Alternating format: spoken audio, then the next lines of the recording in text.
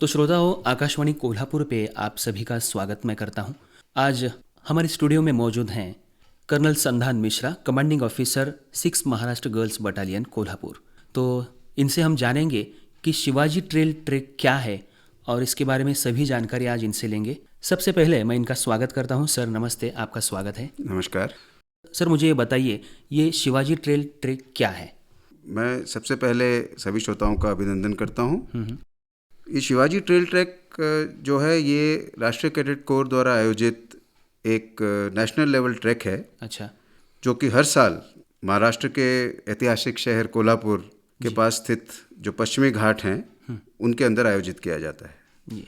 इस ट्रैक का नाम पन्हाला किले की आदिलशाही फौजों द्वारा ऐतिहासिक घेराबंदी और श्री छत्रपति शिवाजी महाराज की रणनीतिक पलायन, जिसमें कि उन्होंने इस घेराबंदी को तोड़कर पन्हाला किले से लेकर विशालगढ़ तक की दूरी को तय किया था, जी जी उसके नाम पर इस ट्रैक को रखा गया है। जी। जो मतलब मराठी में उसे कहते हैं कि पन्हाळगडाचा वेढा कसा मोडला। जी जी जी जी जी बिल्कुल। तो इस ट्रैक में जो ट्रैकर्स हैं वो शिवाजी महाराज द्वारा ही अपनाए गए मार्ग पर चलेंगे और तकरीबन 6 दिन का ये ट्रैक रहेगा। अच्छा। जिसमें कि उनको हमारे देश के खास करके महाराष्ट्र और कोल्हापुर क्षेत्र के गौरवशाली इतिहास के बारे में उनकी पहचान कराई जाएगी। संस्कृति की भी पहचान हो जी जाएगी। जी जी। तो इसके कितने बैचेस होंगे लगभग? ये एक चूंकि नेशनल लेवल कैंप है, अच्छा। तो इसके अंदर पूरे देश से, सभी स्टेट से और सभी रीजन से तकरीबन 1000 कैडेट इस ट्रैक को करेंगे या भाग लेंगे। अच्छा। इनको एडमिनिस्ट्रेशन के लिए 4 बैचेस के अंदर बांटा गया है, जिसमें तकरीबन 250 कैडेट्स हर बैच में शामिल होंगे। अच्छा। जिसमें से कि पहले 3 बैच जो हैं वो केवल लड़के बॉय कैडेट्स के होंगे। अच्छा। और जो लास्ट बैच है वो केवल गर्ल कैडेट्स के लिए होगा। अच्छा। तो इस तरीके से इस ट्रैक के अंदर दोनों लड़के और लड़कियों का पार्टिसिपेशन रहेगा। जी। सर मुझे बताइए, ये क्यों ऑर्गेनाइज किया जाता है ये शिवाजी ट्रेल ट्रैक? इसका उद्देश्य क्या है? अगर मैं आपको इस ट्रैक के बारे में बताऊं तो इसका उद्देश्य जो हमारे राष्ट्रीय कैडेट कोर के ही उद्देश्य हैं उनसे ही इस ट्रैक की जो इंस्पिरेशन ली गई है। जैसा कि श्रोताओं को ज्ञात होगा कि नेशनल कैडेट कोर का जो मेन मोटो है वो है एकता और अनुशासन। जी। जी। तो इस ट्रैक के जो मेन उद्देश्य हैं इसी को मद्देनज़र रखते हुए हमने जो रखा है अपने लिए वो है कि हम बच्चों में एक राष्ट्रीय एकीकरण की भावना को जागृत करें। इसके अलावा उनमें साहस, खोज की फीलिंग और एक जिज्ञासा भी जागृत हो। ट्रैक के दौरान उनके अंदर सहन शक्ति, धीरज, आत्मविश्वास और टीम स्पिरिट, ये सब भी उनको डेवलप होने का मौका मिलेगा। इस इलाके की जो वनस्पति है और जो जीव जंतु यहाँ पाए जाते हैं उनके बारे में भी जानकारी और उनके प्रति लगाव हम उम्मीद करते हैं कि कैडेट्स में जगेगा। सभी ओवरऑल। जी।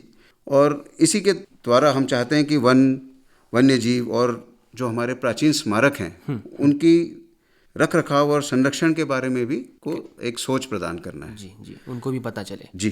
और चूंकि ट्रैक 6 दिन तक चलेगा और काफ़ी पॉपुलेटेड एरियाज के अंदर से भी गुजरेगा, तो स्थानीय रीति रिवाज, धार्मिक विश्वास, संस्कृति और इतिहास के बारे में भी एक्सपोजर कैडेट्स को मिल पाएगा। जी। सर ये तो ट्रैक के बारे में आपने बता दिया, लेकिन ट्रैक कहाँ से शुरू होगा और कहाँ ख़त्म होगा, उसका लेआउट क्या है, कितना डिस्टेंस तय करेंगे, इसके बारे में क्या बताएंगे? जी जी जी, मैं बताना चाहूँगा कि ट्रैक को काफ़ी डिटेल में प्लान किया गया है। अच्छा। और चूँकि जो श्री छत्रपति शिवाजी महाराज का रूट था जो उन्होंने सन 1660 जुलाई में तय किया था, जी। वो तकरीबन 55 से 60 किलोमीटर तक की दूरी बन जाती है अगर उसको ट्रैक की नज़र से देखा जाए तो। जी।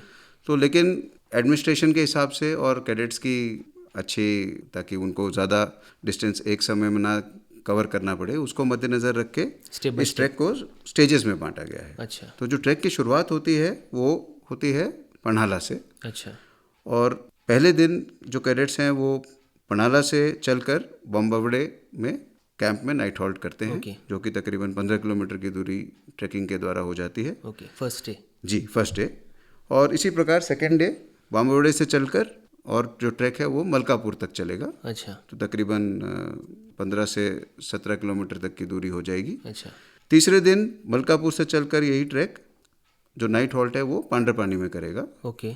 और इस तरीके से करीब 12 किलोमीटर का जो है डिस्टेंस तीसरे दिन इनको कवर करना है। चौथे दिन पांडवपानी से पावनखिंड होते हुए, जहाँ पे कि उनको पावनखिंड के इतिहास के बारे में भी जानकारी दी जाती है, अच्छा, और उसको कवर करते हुए जो हॉल्ट है वो गजापुर में दिया जाएगा। अच्छा, ये दूरी भी तकरीबन 12 किलोमीटर की दूरी बन जाती है।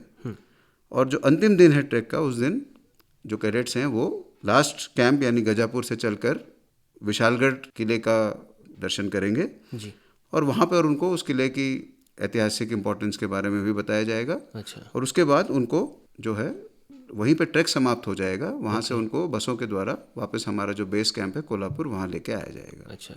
तो इस तरीके से कैडेट्स को सीखने भी मिलेगा और एक अलग अनुभव सभी कैडेट्स को मिलेगा, ये आशा जी है। जी जी जी। लेकिन इसके अलावा कैडेट्स और भी क्या सीखेंगे इसमें?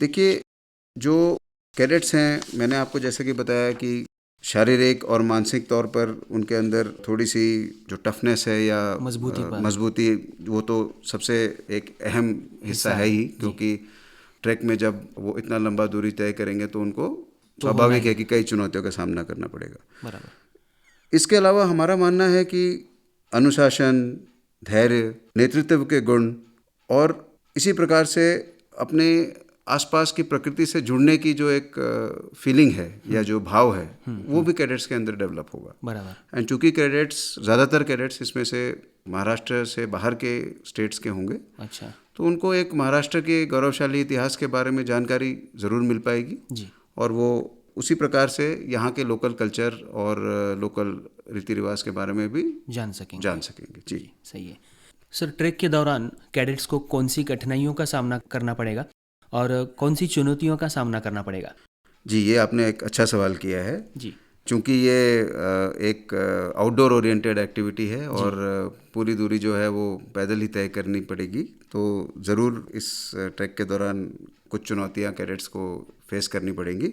ट्रैक की तैयारी काफ़ी विस्तृत रही है, काफ़ी डिटेल्ड प्रिपरेशन, और सभी कैडेट्स को फिज़िकल यानी शारीरिक तौर पे कंडीशनिंग भी कराई गई है उनको चयन करने से पहले, और काफ़ी डिटेल में उनको किट यानी जो जो उनको साजो सामान ट्रैक के दौरान ज़रूरत है वो सब उनको उससे लैस कराया गया है। अच्छा, लेकिन फिर भी जैसा कि किसी भी इस तरह के नेचर एक्टिविटी या आउटडोर एक्टिविटी में हमेशा एक संभावना रहती है, तो रास्ते की कठिनाई और अप्रत्याशित मौसम, जिस चीज़ के लिए कि सह्याद्री इलाका जो है काफ़ी फेमस है, प्रचलित है, तो उस किस्म की चुनौतियों को हमें उम्मीद है कि शायद ऐसी कुछ चुनौतियों का सामना कैडेट्स को करना पड़े। लेकिन ये भी मैं कहना चाहूँगा कि इन्हीं चुनौतियों पर काबू पाना और किस तरीके से इनका सामना करना है, ये भी एक इस किस्म के किसी भी ट्रैक का एक अभिन्न अंग है। और मुझे पूरी आशा और आशाई नहीं विश्वास है कि हमारे सभी कैडेट्स इन चुनौतियों का सामना ज़रूर कर पाएंगे। जी ज़रूर।